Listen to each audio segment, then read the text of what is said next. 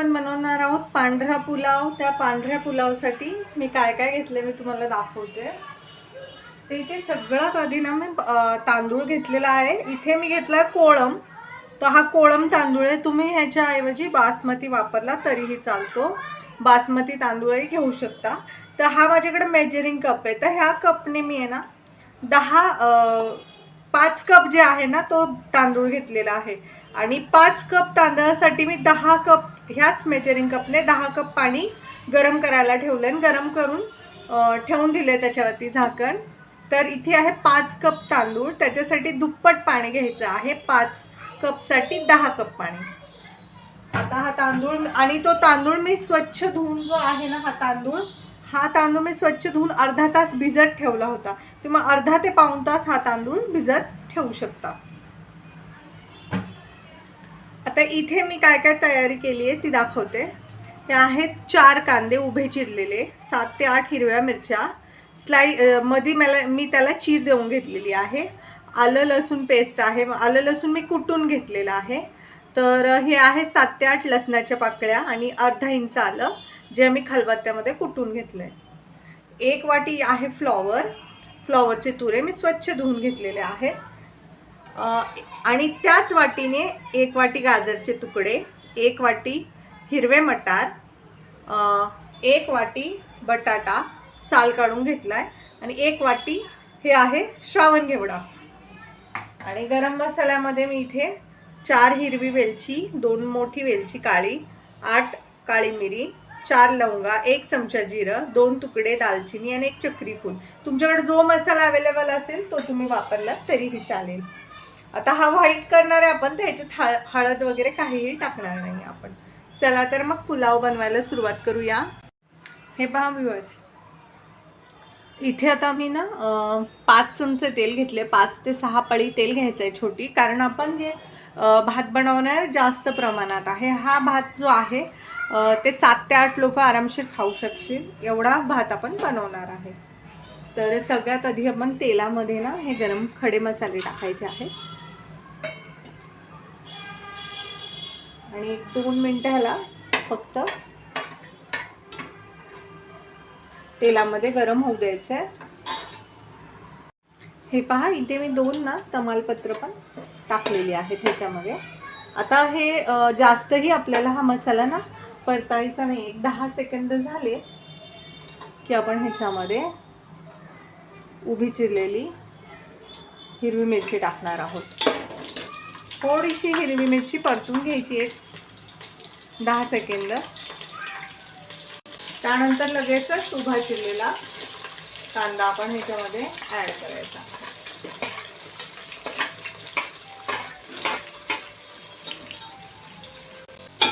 कांदा आपण छान असा परतून घ्यायचा आहे, ट्रान्सपरंट होईपर्यंत परतायचा आहे। जास्त प्रमाणात ह्याला ब्राऊन वगैरे करायचा नाही आहे, कारण मग जास्त कलर बदलला तर पुलावचा देखील कलर जो आहे तो चेंज होतो। त्यामुळे पांढरा पुलाव आहे तर जास्त आपण ह्याला परतायचं नाही, एकदम ट्रान्सपरंट होऊ द्यायचा आहे। 1-2-3 मिनटं लागतील फक्त हाय फ्लेमवरती। हे पहा 2-3 मिनटं झालेलं आहे। आता आपला कांदा छान असा परतलेला आहे, पहा तुम्ही ट्रान्सपरंट झालेलं बघू शकता। आता आहे ना ह्याचा कलर बदलू द्यायचा नाही आपल्याला फक्त। आणि इथे आपण ॲड करणार आहे कुटून घेतलेलं आलं आणि लसूण। जर तुम्ही कांदा आणि लसूण वगैरे खात नसाल तर तुम्ही डायरेक्ट भाजी ॲड करू शकता। हे पहा छान असं 10 ते 15 सेकंद फक्त परतून घ्यायचं आहे आणि त्यानंतर आपण भाज्या ॲड करायच्या आहेत। तर ज्या भाज्यांना शिजायला वेळ लागतो सगळ्यात आधी त्या ॲड करायच्या आहेत। तर पहिले बटाटा आता आपण एक छान असा मिनिटभर परतूया। हे पहा आता आपला बटाटा जो आहे ना तो 1 मिनिटभर परतलेला आहे मी। आता आपण ह्याच्यात ॲड करणार आहे दुसरी भाजी जिला शिजायला वेळ लागतो, ती आहे गाजर तुम्ही तुमच्या आवडीनुसार ह्याचे पीसेस करू शकता। गाजर देखील 1 मिनिटभर आपण परतून घ्यायचं आहे छान असं. गाजरासोबतच इथे आपण बीन्स पण टाकूया आपलं श्रावण घेवडा. आता हे दोन्ही आपल्याला 1 मिनिट परतायचं आहे हाय फ्लेमवर. हे पहा 1 मिनिटभर आपण परतलेला. आता आपण ह्याच्यात फ्लॉवरचे तुरे ॲड करायचे आहेत आणि फ्लॉवरचे तुरे देखील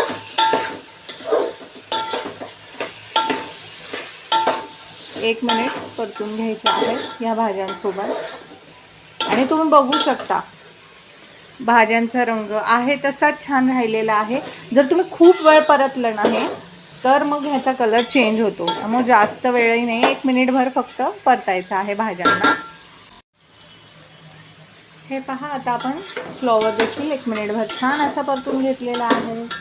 आता आपण आपला तांदूळ जो आहे तो ॲड करायचा आहे. भिजत ठेवणं तांदूळ फार गरजेचं आहे, तरच छान असा मस्त मोकळा भात तयार होतो. तुम्ही कुठलाही तांदूळ वापरू शकता. इथे मी कोळम घेतलेला आहे, तुम्ही बासमती वापरला तर बेस्ट. जास्त ह्याला ना मिक्स करायचं नाही तर आपला तांदूळ जो आहे ना तो तुटू शकतो. तर आपण ह्याच्यात टाकायचे आहे मटार सगळ्यात शेवटी, कारण मटार लगेचच शिजतात. आणि हे जे आहेत हे फ्रोझन आहे. मी घरच्या घरी कसे फ्रोझन बनवले ह्याची पण रेसिपी आहे माझ्या चॅनलवरती.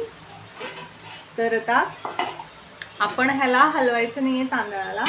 डायरेक्ट आपण जे पाणी गरम करून ठेवलं होतं ते गरम पाणी ह्याच्यात ॲड करायचं आहे.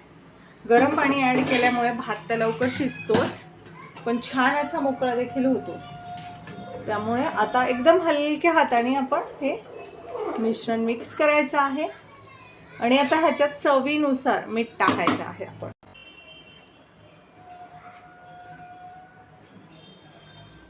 मिठाचं जे प्रमाण आहे ना ते तुम्ही आहे ना हे थोडंसं पाणी चाखून बघा. जर तुम्हाला हे पाणी थोडंसं ह्याला खारट असं वाटलं, थोडंसं खारट, तर मग योग्य प्रमाणात मीठ पडलं असं समजायचं. कारण जर तुम्ही परफेक्ट चवीचं जर मीठ टाकलं तर तांदूळ जो आहे तो शिजून डबल होतो, तर अळणी राहतो भात बऱ्याच वेळा शिजल्यानंतर. त्यामुळे ना थोडंसं मीठ एक्स्ट्रा टाकायचं. म्हणजे बघायचं या पाण्याची चव थोडीशी खारट लागली की समजायचं की आपण योग्य मीठ टाकलेलं आहे. आता आपण ह्याला छान अशी एक मोठी उकळी काढून घेऊया. हे पहा व्ह्यूअर्स, आता ना आपल्या छान असं भाताला ना मस्त अशी उकळी आलेली आहे, तुम्ही बघू शकता. तर आता भात आणि भाज्यांना व्यवस्थित असं पाणी आहे. तर आता आपण आहे ना ह्याला छान असं झाकण ठेवून शिजवून घेणार आहे पूर्ण पाणी हे आटेपर्यंत. ह्याच्यावर झाकण ठेवायचं आहे आणि ह्याला शिजवून घ्यायचं आहे. तर ह्याला आहे ना कमीत कमी आहे ना 10 मिनिटं लागतील, 10 ते 12 मिनिटं लागतील ह्याचं पूर्ण पाणी आटण्यासाठी. हे पहा व्ह्यूअर्स, आता ना कंप्लीट 10 मिनिटं झालेली आहेत आणि आपलं ना भातातलं पाणी पूर्णपणे आता आटलेलं आहे, म्हणजे अगदी कमी झालेलं आहे. आणि आता तुम्ही भाताला फक्त भाताच्या अंगाशी पाणी असं बघू शकता.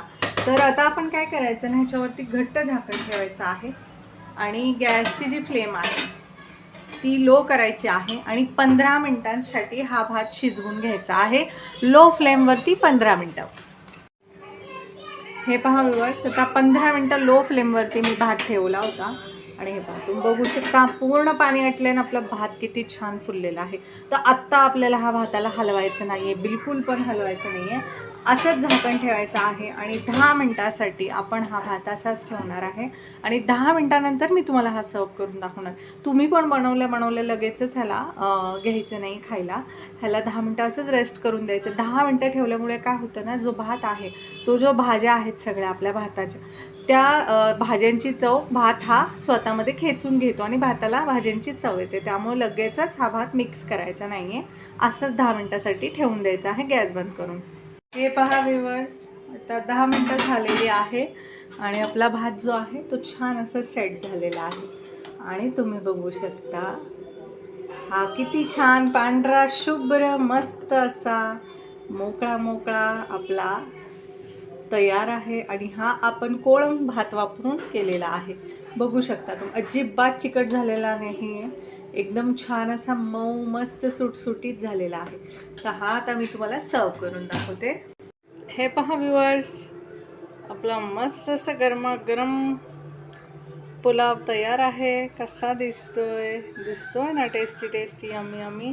आणि तुम्ही बघू शकता अगदी ह्याचं शीत आणि शीत एकदम मोकळं आहे, एकदम छान असा झालेला आहे, फुललेला आहे.